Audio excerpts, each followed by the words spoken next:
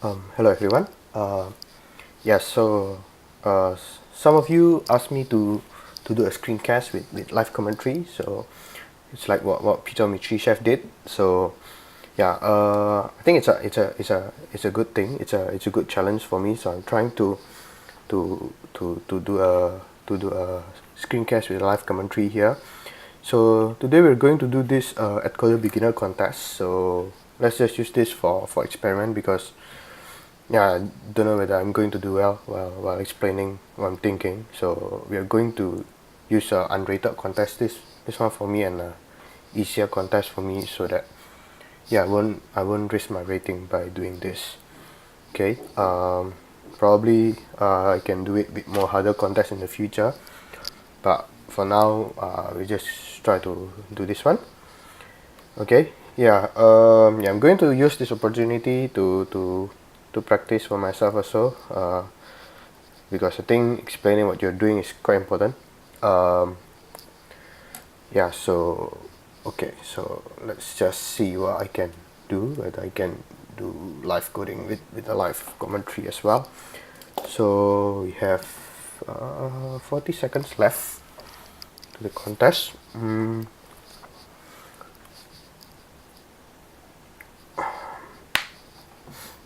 Okay. So let's just wait.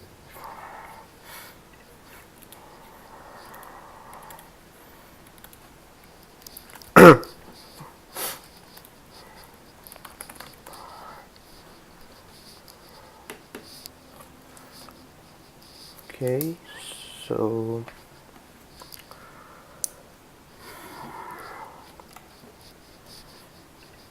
okay, let's start. So we have 4 problems. So the first problem is acronym form. Oh, we just take the first letter and change it to uppercase. So that doesn't seem too hard. Just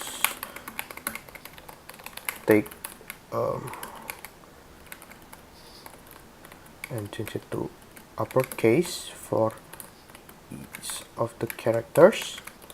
So let's just test with one case, and then if it's correct, I think we can just submit.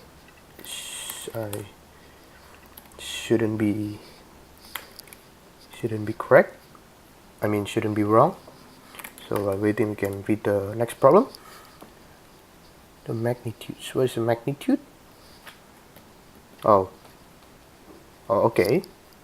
So the thing is that the okay, we got accepted, so I can close the file to make it easier. It's just compare A and B, but A and B is a big number, so let's use string and let's add leading zeros to make the same number of digits.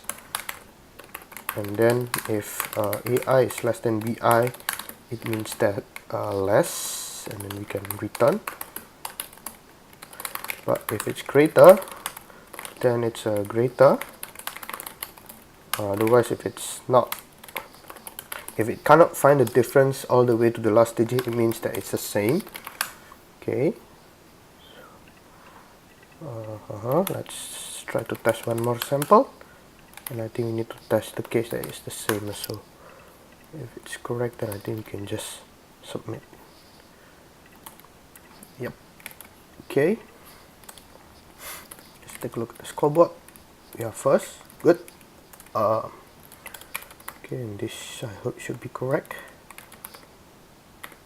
Okay. How many operations are necessary? For every I, the sum of terms from first through I is not 0. Okay, so there's no prefix sum, there's 0. Every I, the sign of the sum is different from the sign of the sum. Oh, okay. So the prefix sum is alternating.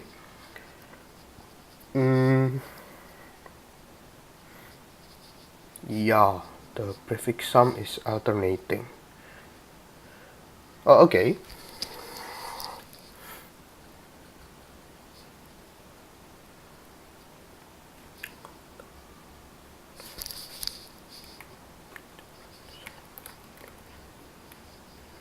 yeah, I guess for this problem we can just try for two possibilities, which is whether the first prefix sum is positive or not, or negative, and then for the two possibility we can just do a greedy algorithm.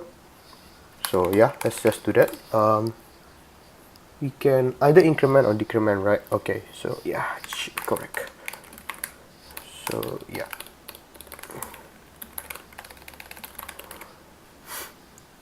okay, okay. Let me think for a while. Okay, you know what? We can actually pretend that we are going to make the first number positive first. Okay, so press.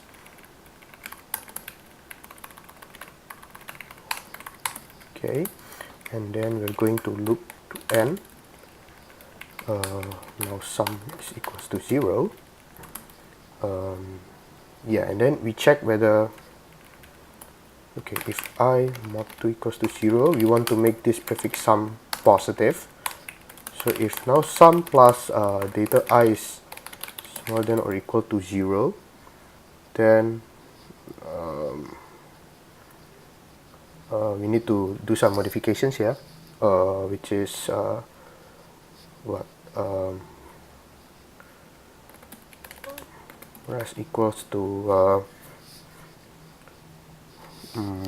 let me think for a while.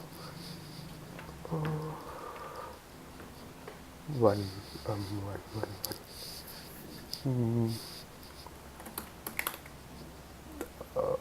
We're going to data I with now sum, no, with a 1, right? Yeah, and now sum becomes 1. And then if now sum plus data I becomes positive or 0, I want to make the now sum equals to minus 1, so data I minus 1, right? And then now sum becomes minus 1, and then we can return res here. So the answer is either this one, or we try to negate all the numbers and then we take another solve and see which one is minimum. I hope that should be correct.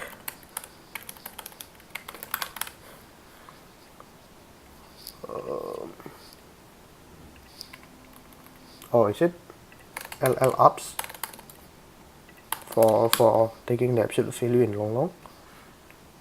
I got one here. It's kind of weird.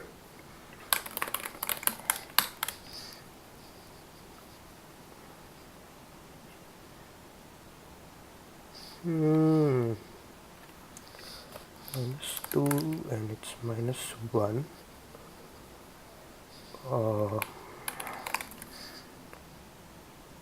Oh, I see. Yeah. I forgot to. Okay, I got 4 now. Yeah, so the idea is once we know what's the prefix sum of the sign of the prefix sum, we try to achieve that by doing greedy. Yeah, so that's what I do. So every time the prefix sum is not the sign of the prefix, one of the prefix sum is not correct, we try to change that index only. Yeah. Okay, I think it's right.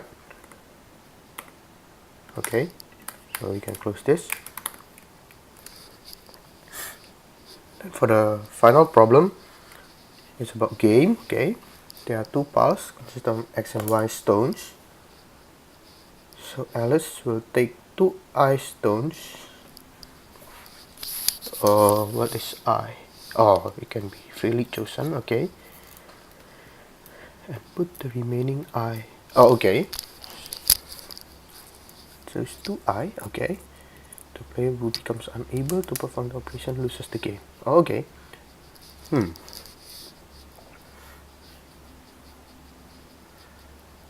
Oh, okay. I'm going to write on paper, so I'm going to think with a pen and paper, so I won't code for a while.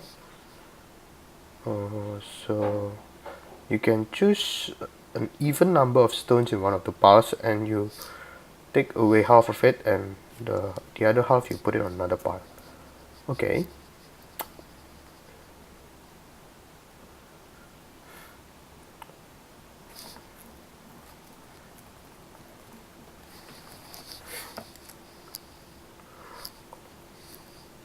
So the losing state is only if the maximum number of stones in both piles is 1, right? Or 0.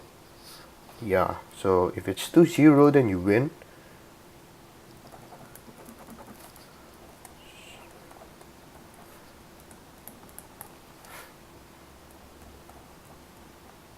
Because you can make it 1-0. I mean 0-1. If it's 2-1, then the only thing you can make is 2-0.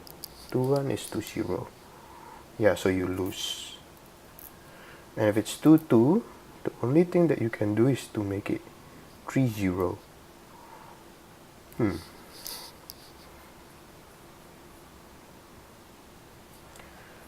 then from 3-0, the only thing that you can do is to take 2 from 3, so you get 1-1, which is a losing state. So 3-0 is a winning state. 2-0 is a 1-0, which is a losing state. Okay. So 2-2 can only go to 3-0, which is a winning state. So 2-2 is a losing state. And then 4-0 you can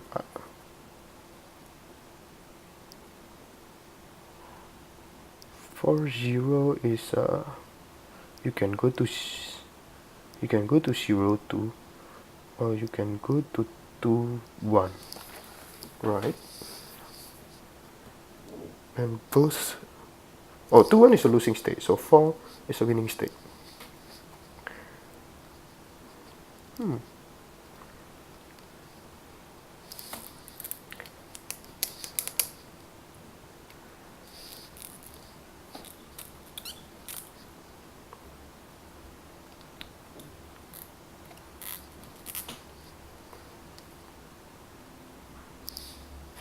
I think I need to code to find a pattern here. So yeah,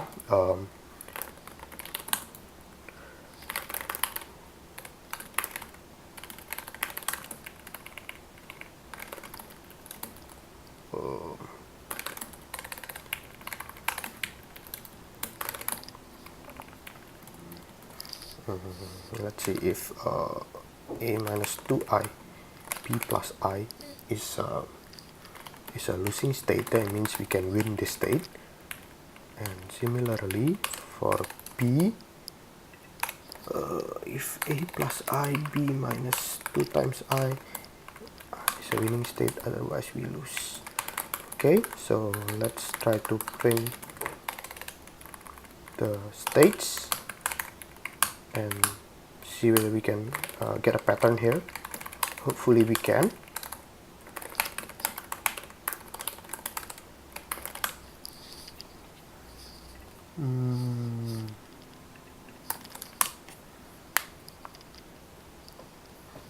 Oh, I see. So it seems like it's a losing state only if the difference is not more than 1, right? Yeah, so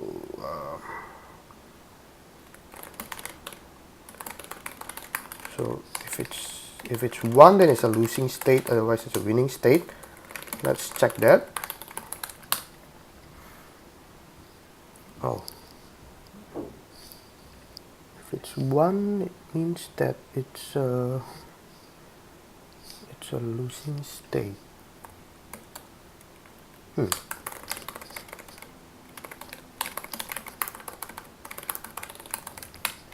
Did I get it wrong?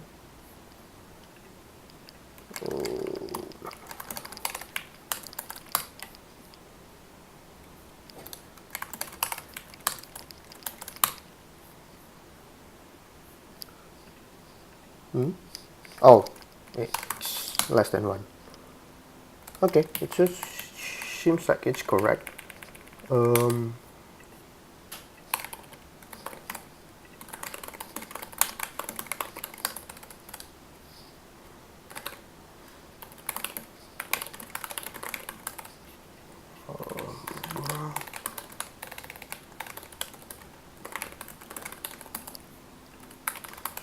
Yeah, this is a really a good way of solving problems. You only find a pattern, but the pattern looks solid to me, so yeah, well, why not give it a try?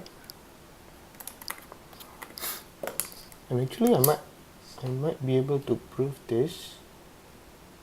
Yeah, because if the difference is not more than 1, then whatever you do you cannot make it, then the difference will be greater than 1.